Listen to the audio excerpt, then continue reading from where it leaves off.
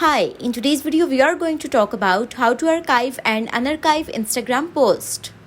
So for doing this process, what you need to do, open Instagram app on your mobile phone. Once you open Instagram app on your mobile phone, then go to your profile. Once you are here on your profile, here what you need to do, choose that picture or video which you want to archive.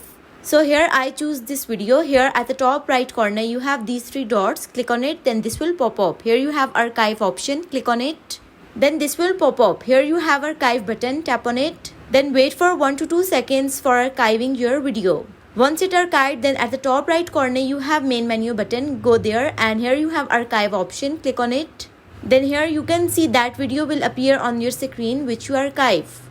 So for unarchiving it, what you need to do, just go to that video. Then at the top right corner of the video you have these three dots, click on it, then this will pop up on your screen. Here you have the option of show on profile, click on it, then this will pop up. Here you need to tap on show on profile again. Once you done this, then what you need to do, just go to your profile and here you can see that video is appeared on your profile which is archived.